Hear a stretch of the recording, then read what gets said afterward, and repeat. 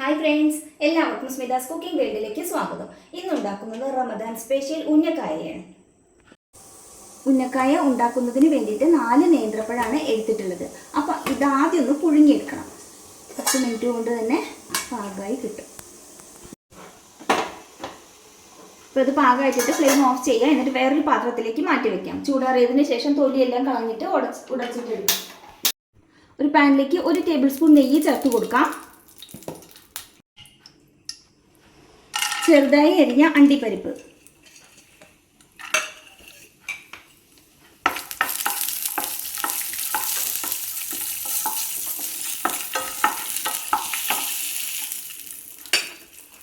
കുറച്ച് മുന്തിരി അരിഞ്ഞത് കൂടി ചേർക്കാം.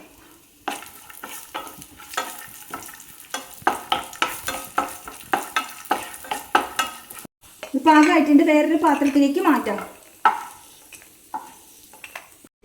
അതേ പാനിലേക്ക് തന്നെ 1 കപ്പ് നാളികേരം ചിരകിയത്. സമയം ഒന്ന് ഇളക്കി കൊടുക്കാം. കളറൊന്നും മാറേണ്ട ആവശ്യമില്ല കേട്ടോ.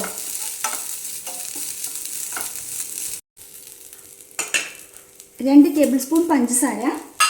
പഞ്ചസാരയ്ക്ക് പകരമായിട്ട് ശർക്കര വേണമെങ്കിലും ചേർക്കാം. നന്നായിട്ടൊന്ന് ഇളക്കി യോജിപ്പിച്ചെടുക്കാം. വറുത്ത് വെച്ചിരിക്കുന്ന ഏലക്കായ, അണ്ടിപ്പരിപ്പ്, മുന്തിരി കൂടി ചേർക്കാം. ഒരു നുള്ള് ഏലക്കായ പൊടിച്ചത്.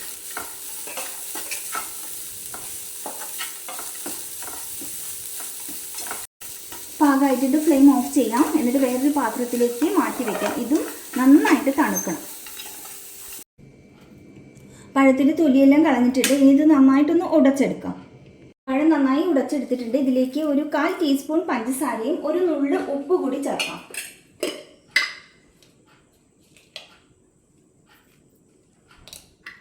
വീണ്ടും നന്നായിട്ടൊന്ന് യോജിപ്പിച്ച് കൊടുക്കുക. പഴം നന്നായിട്ട് ഉടച്ചെടുക്കണം കേട്ടോ.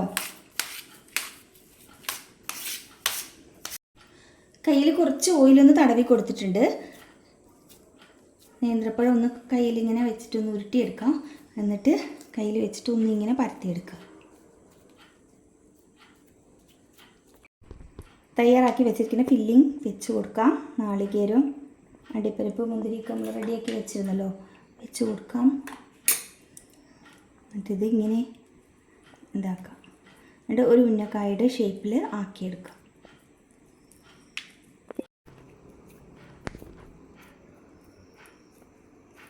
ഇതാ ഇതുപോലെ എല്ലാം ചെയ്തെടുക്കാം. വറുത്തെടുക്കാൻ ആവശ്യമായ ഓയിൽ ഒഴിച്ചു കൊടുക്കാം.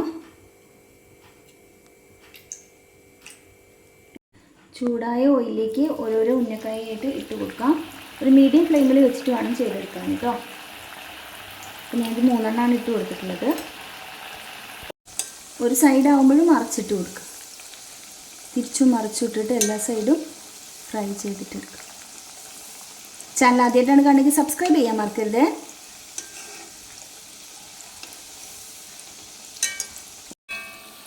പാകമായിട്ടുണ്ട്. ഇത് ഓയിലിൽ നിന്ന് മാറ്റാം. ഇതുപോലെ തന്നെ നമുക്ക് എല്ലാം ചെയ്തെടുക്കാം കേട്ടോ. വളരെ സിമ്പിളായിട്ടുള്ള റമദാൻ സ്പെഷ്യൽ ഉന്നക്കായ റെഡി.